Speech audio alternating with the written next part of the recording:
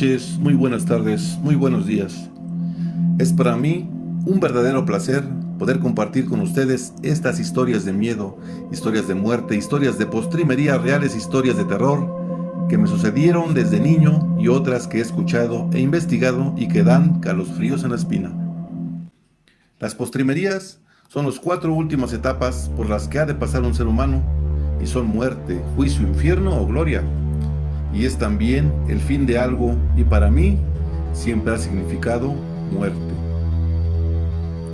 Vamos con las postrimerías. Yo he escuchado a muchos amigos y he visto en muchos canales de YouTube que hablan de malos sueños, de pesadillas en las que no sabes si estás viviendo una realidad o una fantasía, pero que es tan real en tu mente que incluso despiertas con dolores en el cuerpo y peor aún, te levantas dentro de un sueño con dolor y luego despiertas a la realidad sin saber si en serio es la vida real. El relato que escucharán a continuación me sucedió en el año de 1976, a mis 3 primeros años de vida. Nuestra familia numerosa, humilde pero muy unida, viviendo en una pequeña casa de tabique y lámina, rodeada por 2 arroyos de aguas de manantiales, de los cerros del Chiquihuite y el Elefante, en la colonia La Presa, en Tlalnepantla, Estado de México. En estos arroyos, ya los habitantes de la colonia arrojaban basura por la falta de servicios de limpieza y drenaje. No existían calles pavimentadas. Ya se imaginarán el aspecto tétrico que envolvía nuestro hogar.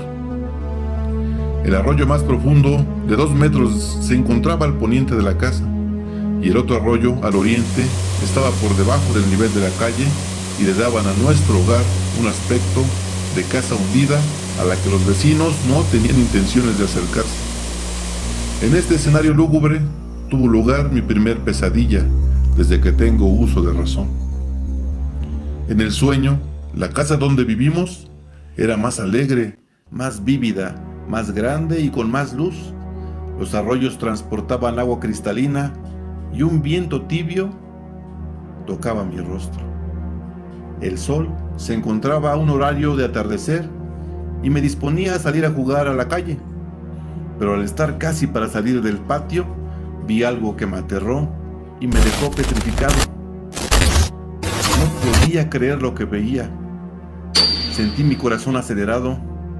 Un sudor frío me recorría todo el cuerpo y no pude moverme. Vi un hombre muy grande, con un hacha descomunal.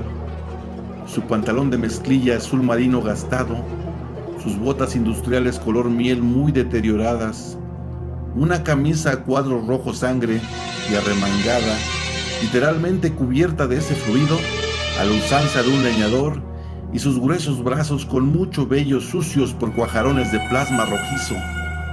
Estaba frente a mí y no podía ver su rostro, pues su prominente caja pulmonar lo cubría. En su mano izquierda tenía afianzado un hacha enorme.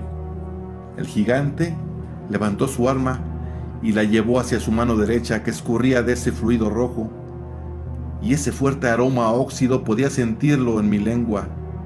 Ese olor penetrante a hierro desgastado se percibía en todo el ambiente. Yo, paralizado, lo vi pasar sobre mí. Tenía una larga barba y pelo rizado y negro, casi azul, como cubierto por aceite y coágulos rojos escarlata. Volteé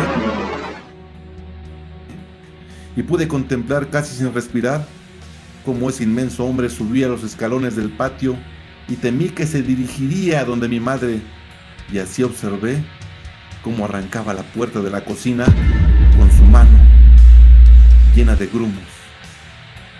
Y reduciendo un poco su tamaño, vi aterrado cómo mamá era levantada por el descomunal leñador, agarrada por el cuello en las alturas. El vestido blanco con pálidas flores rosas de mamá estaba manchado por los cuajarones rojizos del coloso. Tomé valor y me apresuré corriendo a salvarla, pero todo transcurría tan lento. Era desesperante sentir tanta tensión en mi cuerpo al querer correr y no lograrlo.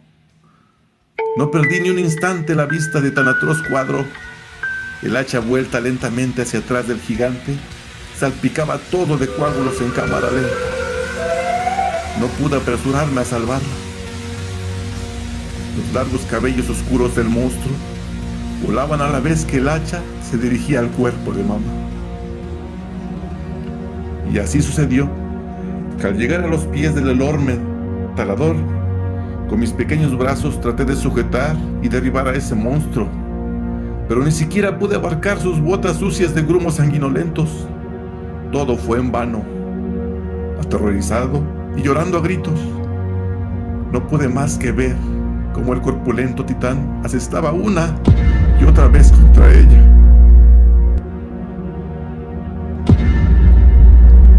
El crujir de sus huesos y carne, descuartizándola, era insoportable. La sangre a borbotones corriendo por las escaleras parecía no terminar. No pude más. Llorando a gritos le pedí a ese enorme monstruo que la dejara en paz sin que me escuchara. Y al contrario de mi pedimento, arrojó el despojo inerte de mamá hacia mí. Solo vi un tasajo de suadero, como los que cuelgan en las carnicerías, y escuché la más perversa risa burlona que provenía de aquella aberración. Abracé con un dolor inmenso los restos de mamá. Yo temblaba, hecho un amasijo de dolor, de ira, de terror, de impotencia. Solo se escuchaban mis gritos de desesperación y angustia, mientras tendido en el suelo, apretaba los trozos de su cuerpo, y en mi mente repetía una y otra vez: ¿por qué? ¿Por qué a ella?